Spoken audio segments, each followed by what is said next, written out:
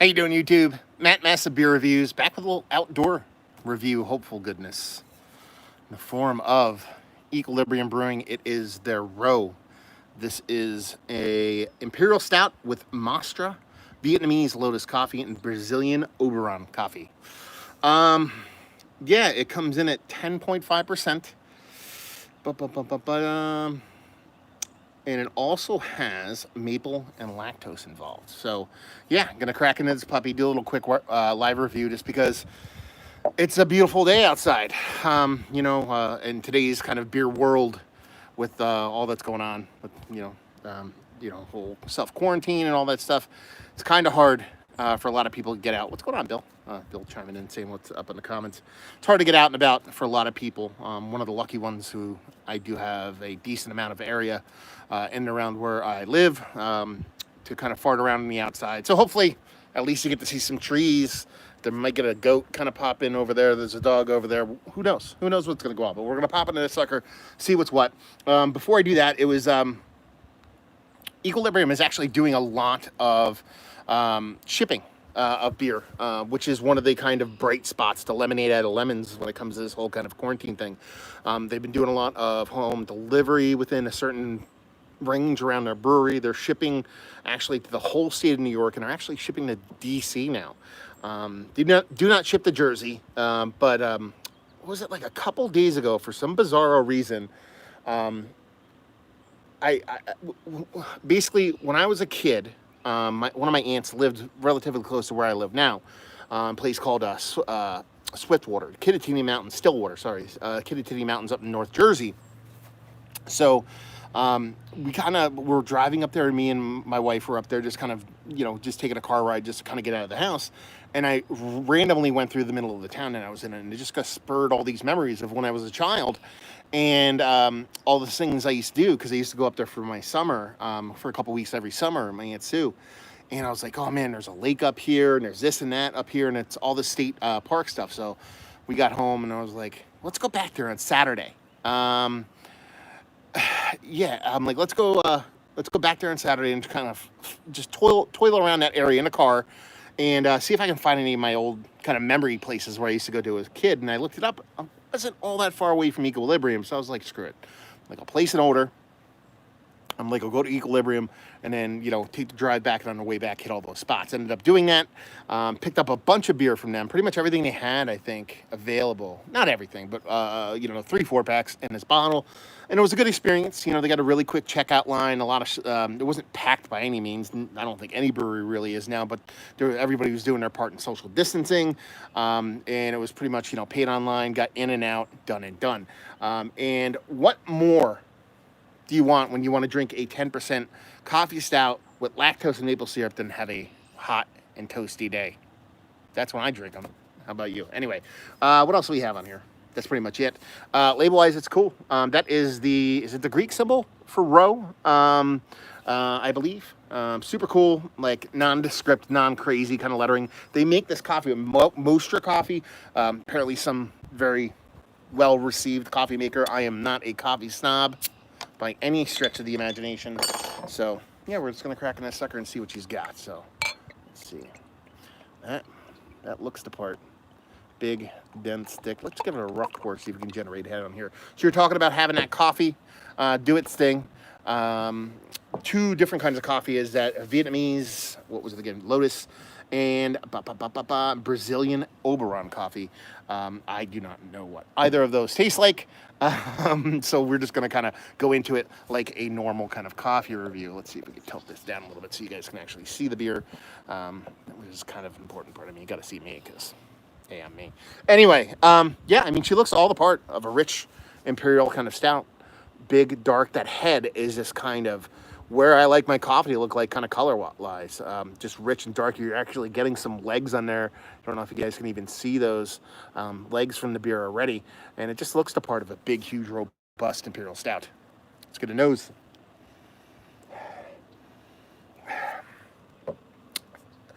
This is where I kind of like my Imperial Stouts to kind of land. In the modern kind of pastry stout kind of world, because, it's got pastry stout vibes to it with that lactose coming into play and that maple syrup. Both of those are present, but they're not heavy-handed. The coffee is not overly bittering. Not much bittering at all, either from the roasted malt or the coffee itself. There's maybe a touch, I believe, coming from the coffee. If anything, that's going to kind of balance that off a little bit. But really, it's a restrained sweetness, though. It's not like an overt kind of sweetness. When you talk about, not really all that bittering kind of stout in combination with, lactose, in combination with maple syrup, you kind of expect it maybe to get a little bit too cloying, a little bit too heavy-handed in that sweetness kind of category. Just really doesn't get there. It just has this nice, soft, subtly confectionery sweetness, not super sharp, nothing like a crystallized kind of refined sugar kind of sweetness. And there's big kind of soft chocolate notes floating around there, even though it's not like a sweet chocolate. It's not necessarily a milk chocolate, but it's not like a baker's chocolate, somewhere in between there. A little bit of coffee vibes. I'm not getting a huge coffee on the nose. It's not roasted, it's there, but it's nothing over the top. And again, very subtle maple syrup, very subtle vanilla. For 10%, it smells a little bit smaller than that. I think it might be a little bit kind of like tricking me a little bit. I think it may be a little bit more robust actually on the nose, or once we go into the taste. Let's just dive in. Cheers.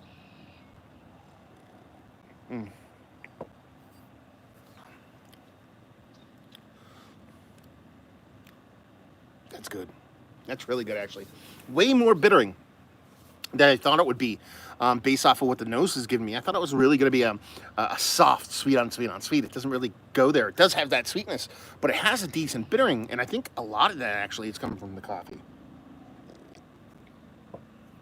Only because the amount of coffee I actually get in the amount of coffee getting in the nose, and compared to how bittering the coffee is in the nose, everything elevates. So there's not much bittering. There's not a huge amount of coffee. That coffee elevates in the taste, and that bittering also elevates. And there's also that I don't want to say typical, but a lot of times you can get that kind of green pepper skin kind of thing when it comes to coffee and beer sometimes, and I'm getting that in here.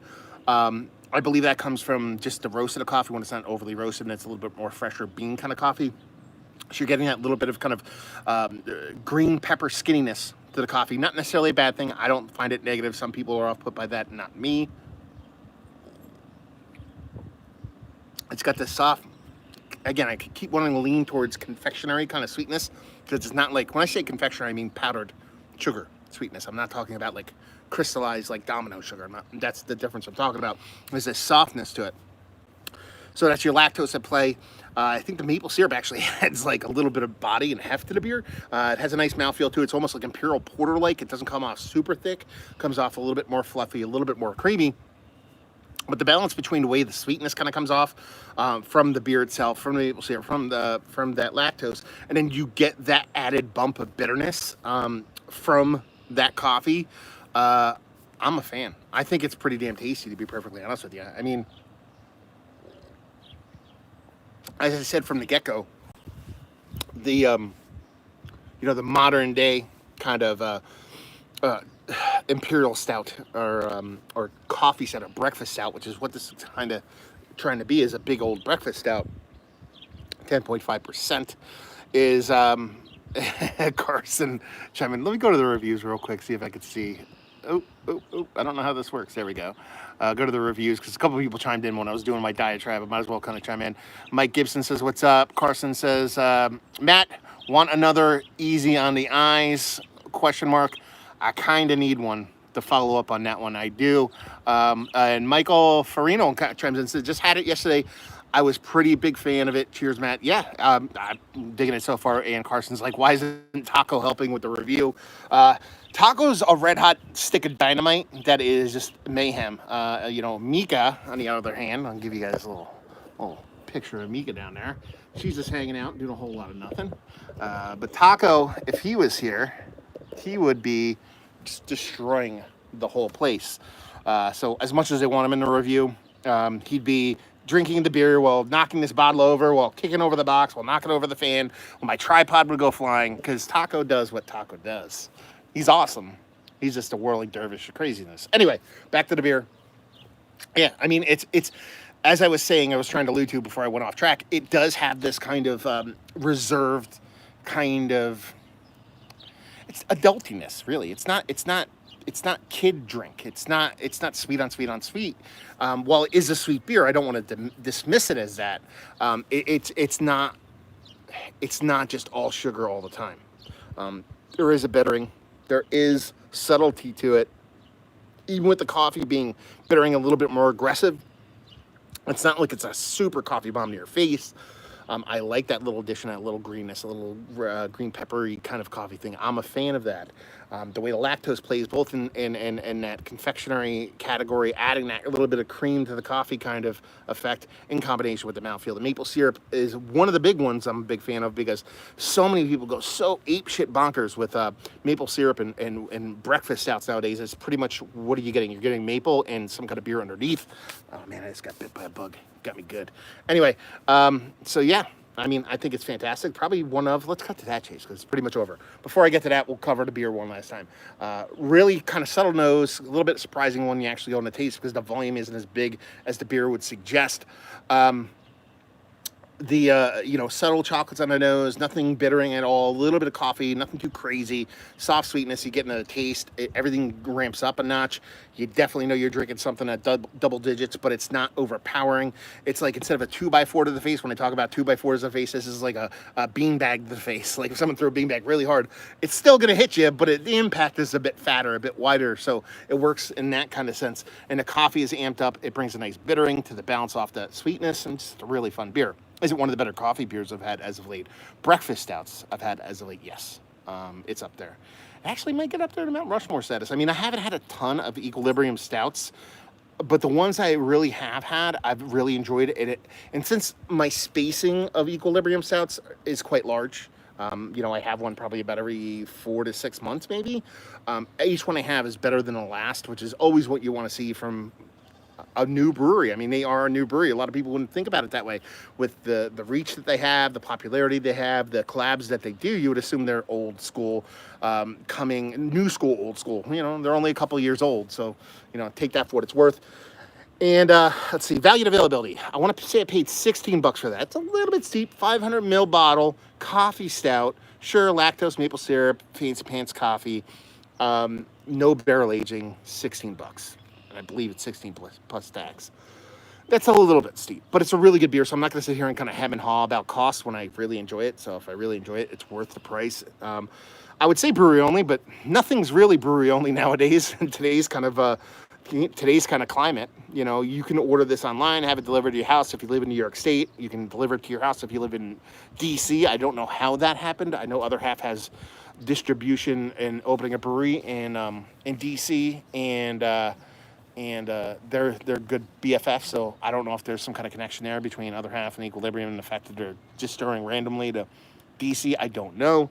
So it can be had, and leave you with, if you like what way you like this beer, if you like coffee stouts, if you like breakfast stouts, if you like all the flavors that they kind of get to in this beer, whether it be the coffee, whether it be the maple syrup and all that stuff, if you like those, but in very adult portions, nothing overly sweet, nothing that is overtly pastry, but kind of flirts with that very gently, then this is definitely be something into. So there you go. A little bit of live review, a little outdoor live review in the books. Hopefully you guys enjoyed it.